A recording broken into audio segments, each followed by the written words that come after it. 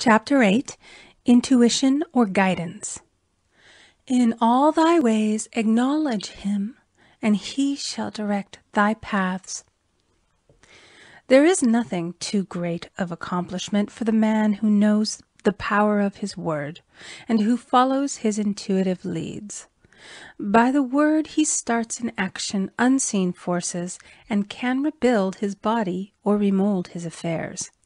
It is, therefore, of the utmost importance to choose the right words, and the student carefully selects the affirmation he wishes to catapult into the invisible. He knows that God is his supply, and that there is a supply for every demand, and that his spoken word releases this supply. Ask, and ye shall receive. Man must make the first move.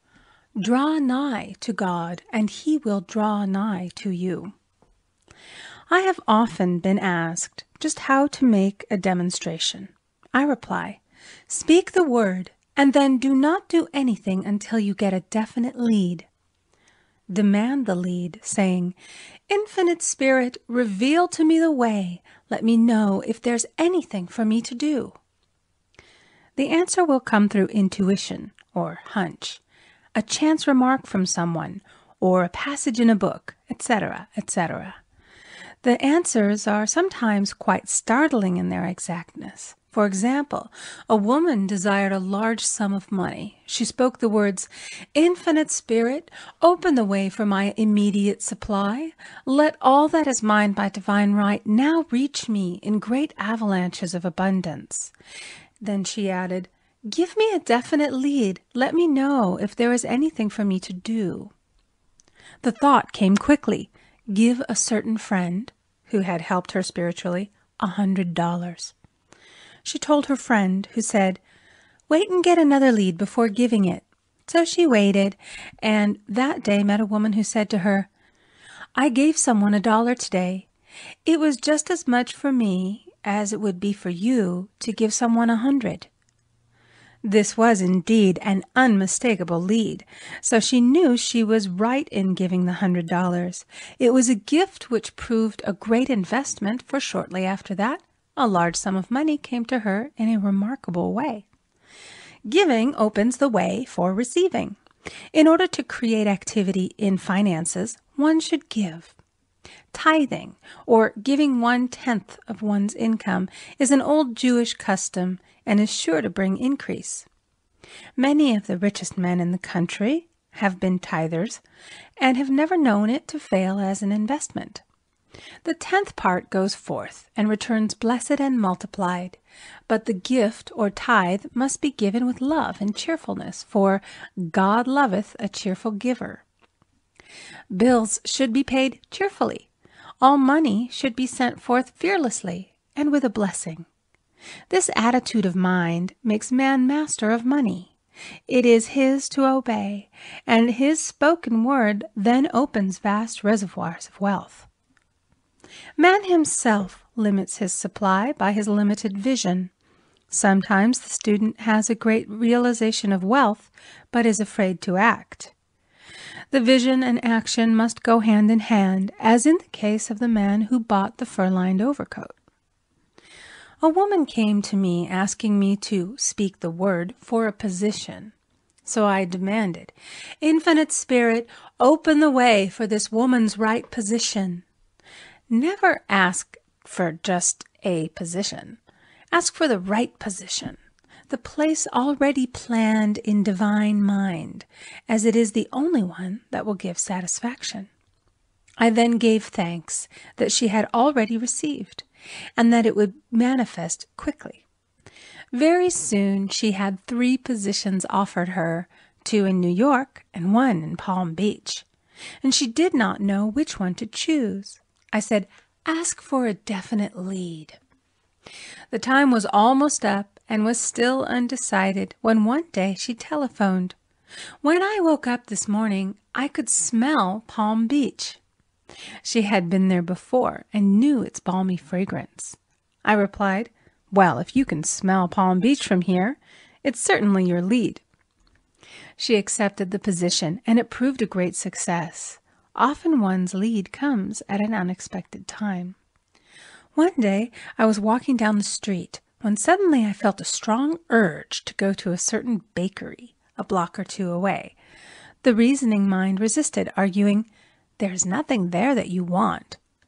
However, I had learned not to reason, so I went to the bakery, looked at everything, and there was certainly nothing there that I wanted. But coming out, I encountered a woman I had thought of often and who was in great need of the help which I could give her. So often, one goes for one thing and finds another. Intuition is a spiritual faculty and does not explain, but simply points the way. A person often receives a lead during a treatment. The idea that comes may seem quite irrelevant, but some of God's leadings are mysterious. In the class one day, I was treating that each individual would receive a definite lead. A woman came to me afterwards and said, "While you were treating, I got the hunch to take my furniture out of storage and get an apartment." The woman had come to be treated for health. I told her I knew in getting a home of her own, her health would improve. And I added, "I believe your trouble, which is a congestion, has come from having things stored away. Congestion of things causes congestion in the body. You have violated the law of use, and your body is paying the penalty." So I gave thanks that divine order was established in her mind, body, and affairs. People little dream of how their affairs react on the body. There is a mental correspondence for every disease. A person might receive instantaneous healing through the realization of his body being a perfect idea in divine mind, and therefore whole and perfect, but if he continues his destructive thinking, hoarding, hating, fearing, condemning, the disease will return. Jesus Christ knew that all sickness came from sin, but admonished the leper after the healing to go and sin no more, lest a worse thing come upon him. So man's soul, or subconscious mind, must be washed whiter than snow for permanent healing. And the metaphysician is always delving deep for the correspondence. Jesus Christ said, "Condemn not, lest ye also be condemned. Judge not, lest ye be judged." Many people have attracted disease and unhappiness through the condemnation of others.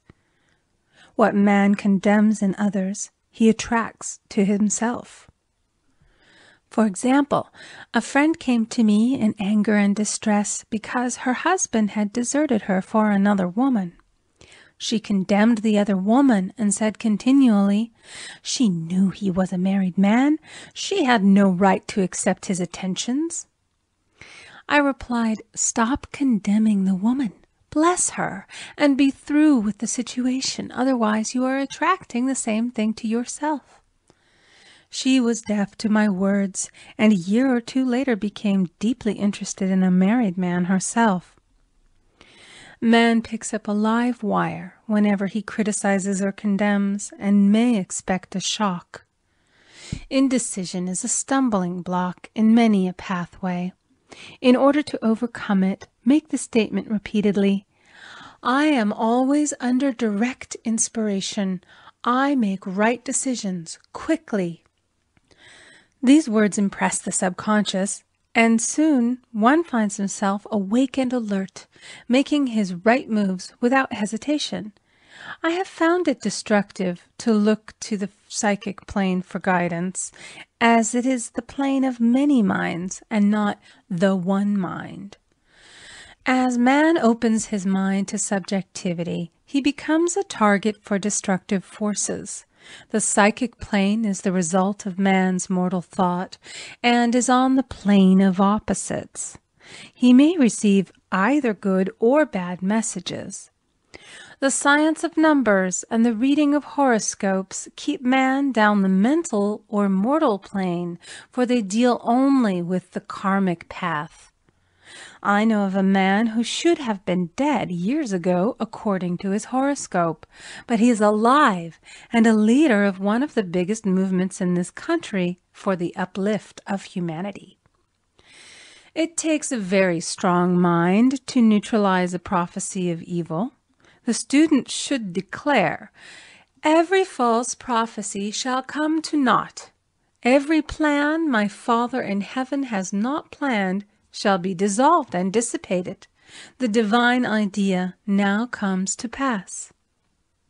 However, if any good message has ever been given one of coming happiness or wealth, harbor and expect it, and it will manifest sooner or later through the law of expectancy. Man's will should be used to back the universal will.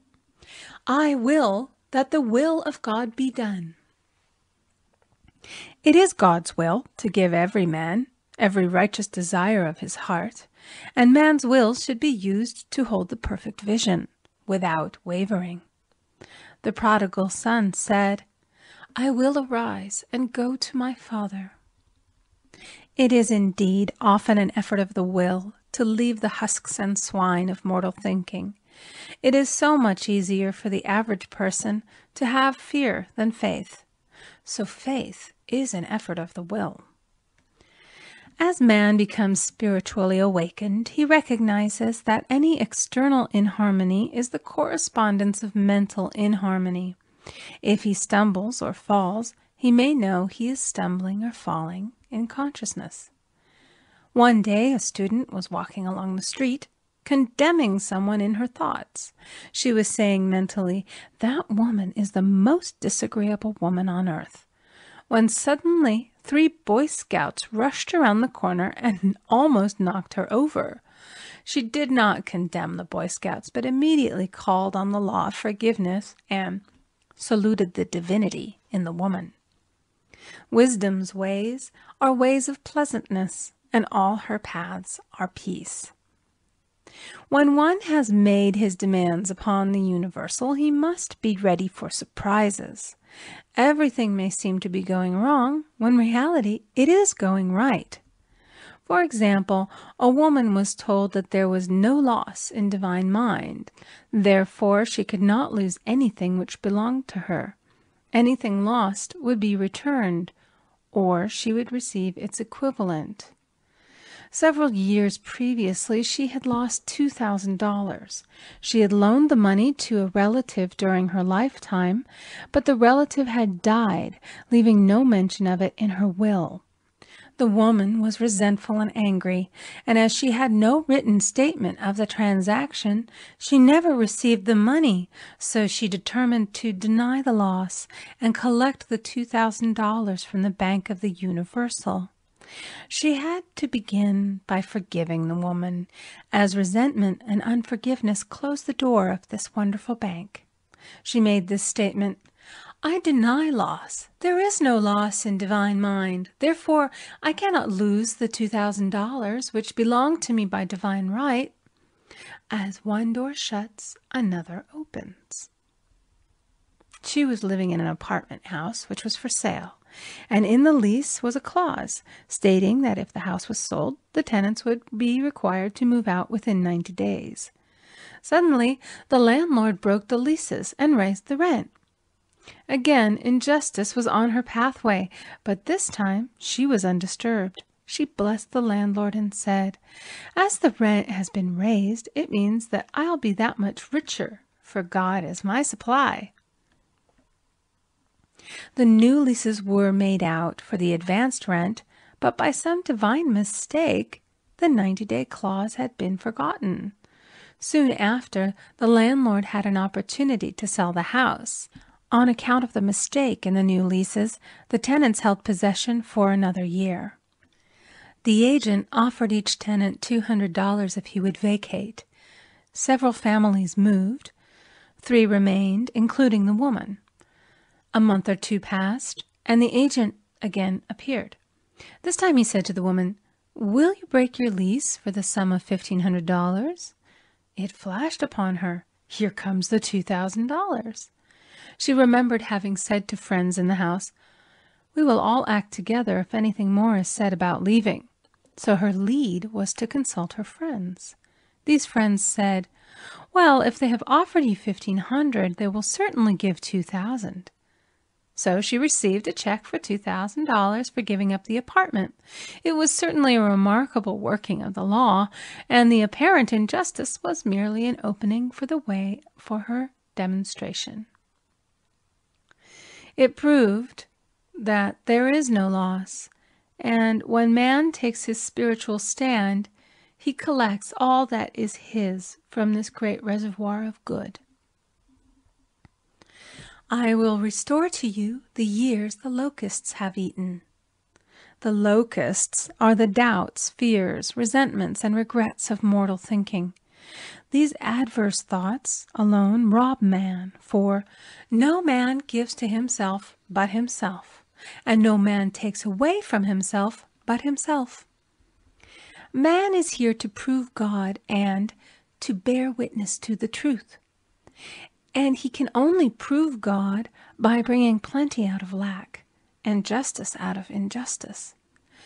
Prove me now herewith, saith the Lord of hosts, if I will not open you the windows of heaven and pour out a blessing, that there shall be not room enough to receive it.